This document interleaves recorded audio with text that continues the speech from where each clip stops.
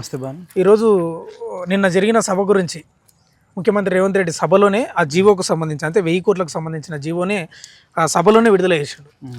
మరి ఆక్స్ఫర్డ్ స్థాయిలో అభివృద్ధి చేయబోతున్నా ఇంకో రకంగా ఏంటంటే దేశంలోనే నెంబర్ 1 యూనివర్సిటీ నిలవబోతుంది 2 ఏళ్లలో అంటున్నాడు. అసలు నిజంగా సాధ్యమవుతుంది అంటారా?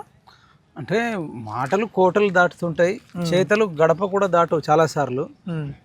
ఏమంటున్నామంటే చెప్పడం ఎందుకు, చేసి చూపించి అయిపోయినాక చెప్తే బాగుంటుంది. ఇంకోటి 2 సంవత్సరాలు అంటే ఇప్పటికే చాలా లేట్ అయింది. ఇది మొదటి సంవత్సరంలోనే ఇంకా అసలు ఆయన గెలిచిన వెంటనే ఉస్మాన్ యూనివర్సిటీకి రావాల్సిండే. ఆయన అన్నాడు ఉస్మాన్ యూనివర్సిటీ తెలంగాణ సమాజానికి కష్టం వచ్చినప్పుడల్లా అండగా ఉంటుంది. ఉస్మానియా యూనివర్సిటీ వల్లనే తెలంగాణ వచ్చింది, ఇక్కడ ఉండే విద్యార్థులు ఉద్యమకారులని. ఆయన ఇంకో మాట కూడా చెప్పాల్సిండే, ఉస్మానియా యూనివర్సిటీలో చదివిన విద్యార్థులు కానీ, చదువుతున్న విద్యార్థులు కానీ, నిరుద్యోగులు కానీ, ఉద్యమకారులు కానీ, డిఫరెంట్ హోదాలో కొందరు అడ్వకేట్లు ఉండొచ్చు, కొందరు టీచర్లు ఉండొచ్చు, లెక్చరర్లు ఉండొచ్చు, అనేక పోస్టుల జర్నలిజంలు ఉండొచ్చు. వాళ్ళందరూ కొట్లాడితేనే మొన్న రేవంత్ రెడ్డి సీఎం అయిండు. ఓకే, అంటే మీరు అందరూ కొట్లాడడం వల్లనే నేను సీఎం అయినా అని చెప్పి నిరుద్యోగులను కానీ ఉద్యమకారులను కానీ ఆయన కోడి చేయాల్సి ఉండే.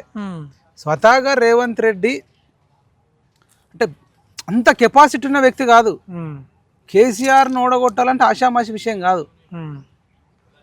అసలు రేవంత్ రెడ్డి మన కాంగ్రెస్ పార్టీ గెలవడానికి ప్రధాన పాత్ర వహించింది నిరుద్యోగులు, సోషల్ మీడియా అంటున్నా. మరి అది ప్రస్తావన లేదు, అది ఆ గ్రాటిట్యూడ్ ఉండాలి ఆయన. అంటే అక్కడ సభలో మేము కూడా ఉన్నాము. ఆ గ్రాటిట్యూడ్ లేకపోవడాన్ని ఒకటి మేము జీర్ణించుకోలేకపోతున్నాం.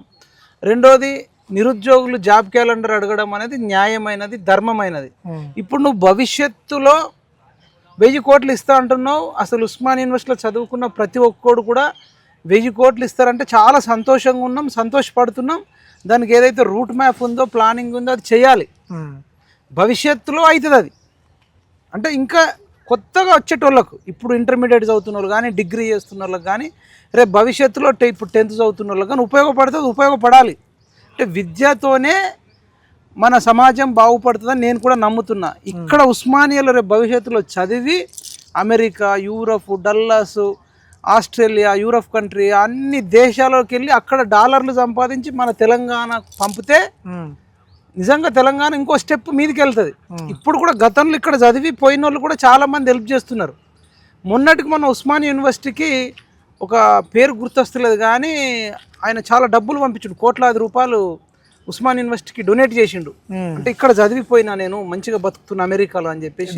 దేవయ్యనా ఏదో ఎగ్జాక్ట్లీ గుర్తొస్తే అప్పుడు శతాబ్ది ఉత్సవాలు అప్పుడు ఏమో మేబీ పంపిండు. అంటే నేను కూడా ఇంకొకటి రిక్వెస్ట్ చేస్తున్నా, ఈ ఉస్మాన్ యూనివర్సిటీలో చదివిన వాళ్ళు ఎవరైతే ఆఫీసర్లు ఉండొచ్చు, వ్యాపారవేత్తలు ఉండొచ్చు, విదేశాలలో ఉండొచ్చు, రాజకీయ నాయకులు ఉండొచ్చు, వీళ్ళందరూ కూడా ఒక చూపు ఇక్కడ చూడాలి. ఉస్మాన్ యూనివర్సిటీని నిజంగానే ఆక్స్ఫర్డ్ అంతా మనం ఇక కంపేర్ చేసుకోవాల్సిన అవసరం లేదు, లేకపోతే ఇంకో యూనివర్సిటీతో కంపేర్ చేసుకోవాల్సిన అవసరం లేదు. కానీ అరే ఉస్మాన్ యూనివర్సిటీలో మళ్ళీ సీటు కొడితే ఇక్కడ స్కిల్స్ డెవలప్ అవుతాయి, టెక్నాలజీ డెవలప్ అవుతుంది, ఇంకా అనేక విషయాల మీద జ్ఞానం పెరుగుతుందనే ఓపెన్ కలిగిస్తే బాగుంటుంది ఎస్సీ, ఎస్టీ, బీసీలకు. మరి ఇక్కడ ఈడబ్ల్యూఎస్ కింద ఒక 10% రిజర్వేషన్ ఉంది. అవును. మరి భవిష్యత్తులో బీసీలకు కూడా విద్యా ఉద్యోగాలలో ఏదైతే 52%, 56% ఉందో అది కల్పించాలి. దట్టు మళ్ళీ ముస్లింలను ఒకవేళ రిజర్వేషన్ ఇవ్వాలనుకుంటే ముస్లిం రిజర్వేషన్స్ ముస్లింలకు ఇచ్చుకుంటూ హిందువులలో ఉండే బీసీలు ఎవరైతే ఉంటారో వీళ్ళకి ఎంత జనాభా ఉందో అంత విద్యా ఉద్యోగ రంగాలలో కల్పిస్తే అప్పుడు దీంట్లో పెట్టే ఇన్వెస్ట్మెంట్ మరి బీసీలకు కూడా ఉపయోగపడుతుంది అనేది నా అభిప్రాయం. ఆ 1000 కోట్లు చేస్తే మంచిదే. ఒక్కటైతే కేసీఆర్ రాలే అంటే నిన్న కొందరు జీ తెలుగులో కానీ ఇంకో ఛానళ్ళలో మా కేసీఆర్ కూడా వచ్చిండు అంటారు. శతాబ్ది ఉత్సవాలకు కేసీఆర్ కూడా వచ్చిండు. కానీ ఎట్లా వచ్చిండు, ఆరాధన థియేటర్ పక్కకు తార్నాక నుంచి గోడ బగలగొట్టుకొని ఆ గోడకు ఒక రంధ్రం పొడిచి ఆ పొక్కలకెళ్ళి వచ్చి అనేకమైనటువంటి అది చేసి ఆ సభకు వచ్చి తలకాయ కిందికి వేసుకొని మళ్ళీ అటు నుంచి అట్టే పోయిండు. ఒక్క నిమిషం కూడా మాట్లాడలే. అంటే కేసీఆర్ ఒక్కసారి వచ్చి అది కూడా తప్పనిసరి పరిస్థితులలో ప్రోటోకాల్ అంటే మిగతా గవర్నర్కి ఇట్లా వచ్చినప్పుడు సీఎం రాకపోతే బాగుండదు కాబట్టి తప్పనిసరి పరిస్థితులు ఒకసారి దూరి మళ్ళీ అటు వెళ్ళిపోయాడు. అంటే మీ మాటల్లో దొంగచాటుగా వచ్చిండు అనుకోవాలన్నా ఇది అందరు అన్నారు కదా, ఇప్పుడు అందుకనే ఓడిపోయిండు. ఇప్పుడు ఇలా రేవంత్ రెడ్డి మంచి వచ్చాడు, నేను వస్తున్నా అని చెప్పిండు, వచ్చిండు, ఒక 1000 కోట్లు ప్రకటించిండు. ఉమ్, అట్లా కేసీఆర్ ఎందుకు చేయలేదు? ఉమ్, హైలైట్ ఏంటంటే ఓడిపోయాక కూడా ఇప్పటిదాకా కేసీఆర్ రాలే. ఉమ్, నేను అనేది ఏంటంటే రావాలి. ఇప్పుడు రేవంత్ రెడ్డికి కొంత నిరసన సగ తగిలింది. జాబ్ క్యాలెండర్ లేదు, అనుకున్న ఉద్యోగాలు వేయలేదని ఉంది. ఉమ్, పడాలి, భరించాలి, మాట ఇచ్చిరు కదా. ఉమ్, ఇప్పుడు వాళ్ళు నిరసన ఎందుకు?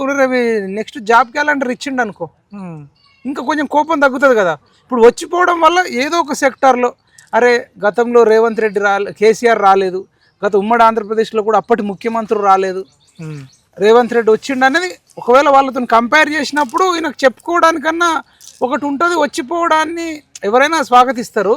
బట్ జాబ్ క్యాలెండర్ గురించి కూడా ఖచ్చితంగా ఉమ్, మాట్లాడాల్సిందే. కనీసం ఇప్పుడు 2 లక్షలు కాకపోయినా ఒక 40,000 50,000 ఉద్యోగాలు నేను ఒక 6 నెలలలోపో 3 నెలలలోపో 2 నెలలలోపో గిన్ని పోలీస్ కానిస్టేబుల్ జాబులు, గిన్ని ఎస్ఐ జాబులు, గిన్ని టీచర్ జాబులు, ఉమ్, ఇట్లా కొన్ని గ్రూప్స్ జాబ్స్ ఇట్లా వేస్తామని చెప్పి ఉంటే ఇంకా బాగుండేది. ఉమ్, మరి ఆయనకు ఎవడన్నా రాసియలేదా, స్క్రిప్ట్ చెప్పలేదా, వేయాలనే ఉద్దేశం లేదా? ఒకవేళ నిరుద్యోగులను కనుక అలా మాటలను పట్టించుకోకుండా ఇవాళ ఒక 100 మందితోనో 200 మందితోనో మొదలైన నిరసన ఉమ్, ఇది కొంచెం కొంచెం కొంచెం పెరిగి పెరిగి రేపు ఎలక్షన్స్ ఇంకా 3 years ఉన్నాయి. ఉమ్, లాస్ట్ 2-3 నెలల్లో 2-3 లక్షల మంది నిరసన అయింది అనుకో. అది ఉమ్, కేసీఆర్కి పట్టిన గతే రేవంత్ రెడ్డికి పట్టవచ్చు.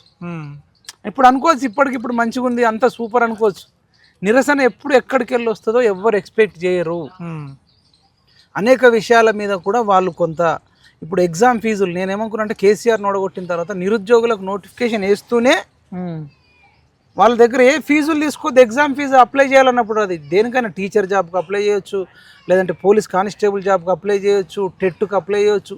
ఏ జాబ్కి అప్లై చేసినా ₹1 లేకుండా జీరోతో తీసుకోవాలనేది నేను ఉమ్, ఇప్పుడున్న గవర్నమెంట్కి చెప్తున్నాను. ఎందుకంటే 40 లక్షల మంది నిరుద్యోగుల పుణ్యంతో సీఎం అయినావు. ఉమ్, నీకు సీఎం పదవి ఇచ్చినప్పుడు ఫీజులు తీసుకోవాల్సిన అవసరం ఏముంది? ఉమ్, ఇంకోటి, అతి పేదరికంలో ఉన్నటువంటి నిరుద్యోగులను గుర్తించి ఎస్పెషల్గా భూమి జాగా లేని వాళ్ళను, తల్లిదండ్రి లేని వాళ్ళను, లేదంటే తల్లి లేని వాళ్ళు, తండ్రి లేని వాళ్ళు, ఇట్లాంటి నిరుద్యోగులు అనేక మంది ఉంటారు. ఉమ్, వాళ్ళను ఒక సెలెక్ట్ చేసి ఉమ్, నువ్వు ఏదైతే నిరుద్యోగ భృతి ఇస్తా అది ఇస్తాను, ఇప్పుడు 2 ఏళ్ళ నుంచి ఏది అత్తలేదు పత్తలేదు.